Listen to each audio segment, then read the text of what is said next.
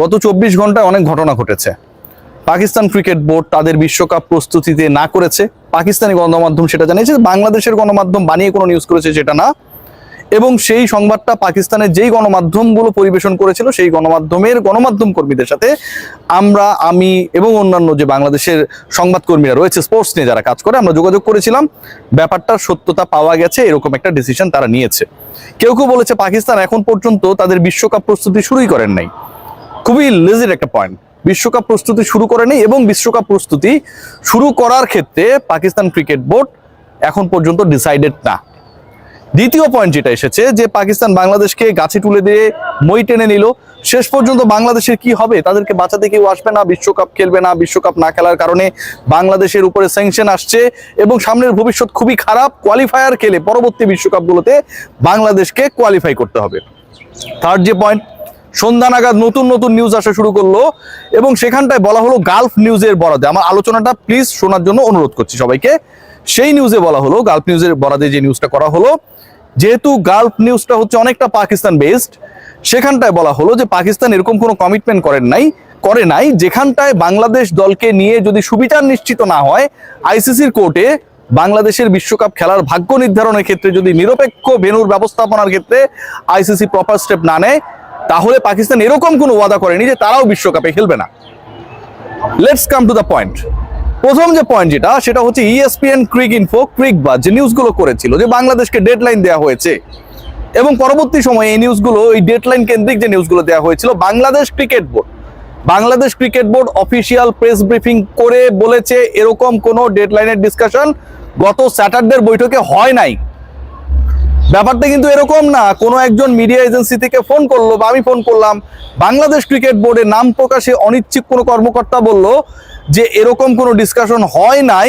ব্যাপারটা এরকম না।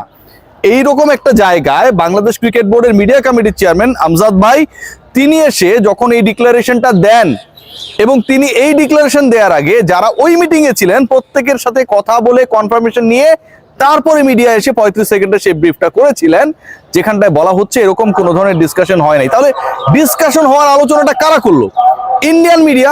প্রোপাগান্ডা কারা ছড়ালো? Indian media. এবং সেই ইন্ডিয়ান মিডিয়া বলছে কি বাংলাদেশকে 21 তারিখের মধ্যে ডিসাইড করতে হবে whether they want to play the upcoming world cup or not. Let's come to another point. গতকাল রাতে বিবিসি নিউজ করেছে, বিবিসি ব্রিটিশ ব্রডকাস্টিং চ্যানেল।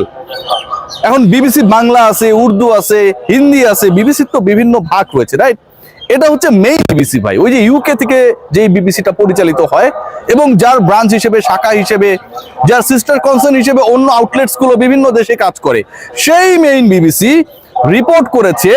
খেয়াল করুন এবং শুনুন, বিবিসি ব্রিটিশ ব্রডকাস্টিং চ্যানেল জানাচ্ছে যে স্কটল্যান্ডের সাথে আইসিসির কোনো ধরনের যোগাযোগ হয় নাই। স্কটল্যান্ডকে রেডি রাখা হচ্ছে বাংলাদেশের বিকল্প হিসেবে, এরকম কোনো ধরনের কমিউনিকেশনস হয় নাই।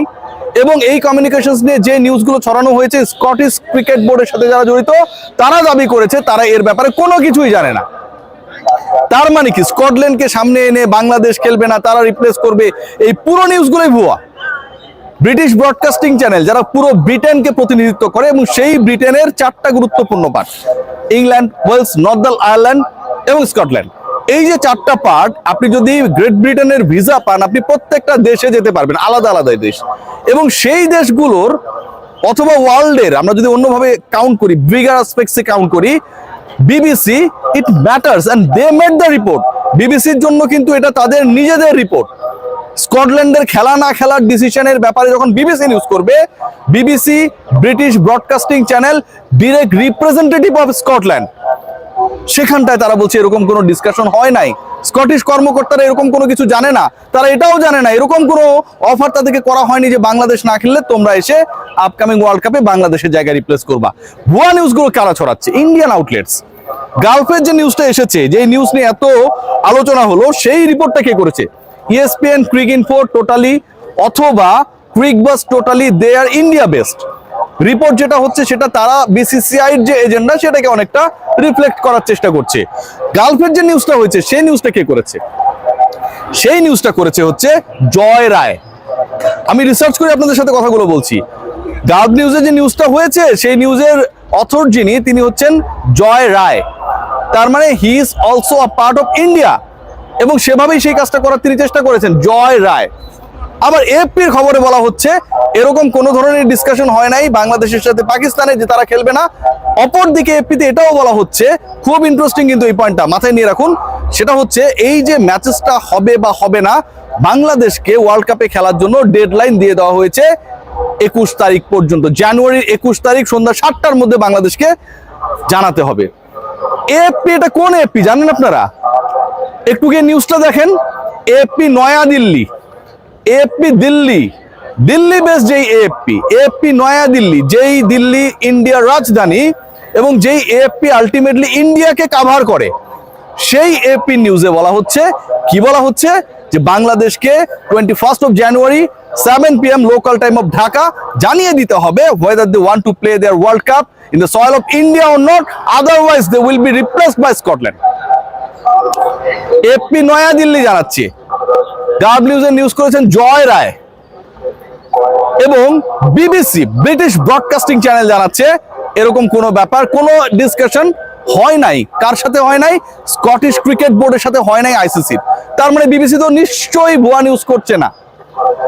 Bangladesh cricket board official press মিটে জানাচ্ছে, কি জানাচ্ছে, ভেরি ইম্পর্টেন্ট, যে আমাদের সাথে ডেডলাইন, টাইমলাইন, টাইমিং এরকম কোনো ধরনের we have with the ICC. আমাদের আইসিসির সাথে যেই মিটিংটা একজন ছিলেন এবং ইন পার্সন একজন ছিলেন, সেই মিটিং এ এরকম কোনো ডিসকাশন হয় নাই।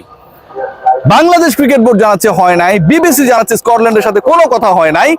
অথচ ইন্ডিয়ান আউটলেটস, মিডিয়া আউটলেটস গুলো যখন ছড়িয়ে দিচ্ছে যে বাংলাদেশের ওয়ার্ল্ড কাপের কোনো হোপ নেই, আমরা যেন নাচানাচি শুরু করে দিয়েছি। বাংলাদেশকে কেন্দ্র করে যে ডেডলাইন, যে টাইম লাইন, যেই আলোচনা, যেই বিতর্ক, যে ধরনের পক্ষ নেয়া বিপক্ষে যাওয়ার ঘটনা ঘটেছে গত 4 জানুয়ারি থেকে আজকের ডেট পর্যন্ত, প্রত্যেকটার পেছনে বাংলাদেশের পক্ষে শক্ত লজিক রয়েছে। বাংলাদেশ কিন্তু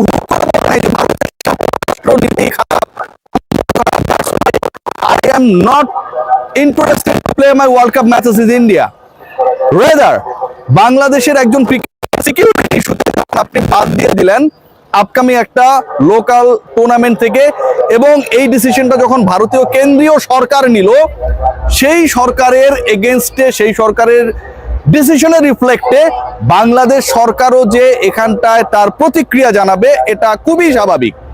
এবং সেই প্রতিক্রিয়ায় একজন ক্রিকেটারকে যখন সিকিউরিটি দিতে অপারগ হয় কোনো একটা দেশ, সেই প্রতিক্রিয়ায় আপনি আপনার 15 জন ক্রিকেটারকে ওয়ার্ল্ড কাপ বলেই পাঠিয়ে দেবেন, মেনে নেবেন যে ওয়ার্ল্ড কাপ খেলতেই হবে, মেনে নেবেন যে আমার এই 15 জন ক্রিকেটারকে ভারত এবার তাহলে সিকিউরিটি দিতে পারবে। এটার কোনো ধরনের লজিক নেই, কারণ নেই। বাংলাদেশ সরকারের সেই স্ট্যান্সের পক্ষে এখনো পাকিস্তান রয়েছে। পাকিস্তান ক্রিকেট বোর্ডের পক্ষ থেকে এখন পর্যন্ত কোথাও এই নিউজ দেওয়া হয় নাই যে বাংলাদেশের পক্ষে আমরা সাপোর্ট করে ওয়ার্ল্ড কাপ খেলবো না। এই খবরটা যে বিভিন্ন জায়গায় ছড়িয়েছে এটা ভুয়া। পিসিবি কিন্তু এই কথাও বলে নাই, পিসিবি কিন্তু এই স্টেটমেন্টও দেয় নাই টিল নাও, যে বাংলাদেশের পক্ষ নিয়ে আমরা কি করব না, এই স্টেটমেন্টও পিসিবির পক্ষ থেকে আমরা পাই নাই। সো আমার কাছে যেটা মনে হয়, Indian outlets they are creating some pressure over the country and the people of this country, যারা আসলে ক্রিকেটটাকে ফলো করে এবং যারা বাংলাদেশের স্ট্যান্সটাকে সাপোর্ট করে, যেন বাংলাদেশ ইন্ডিয়ায় গিয়ে খেলতে বাধ্য হয়, এরকম একটা সিচুয়েশন ক্রিয়েট হয় অ্যাক্রস বাংলাদেশ। সবাই ভালো থাকবেন, টেক গ্রেট কেয়ার।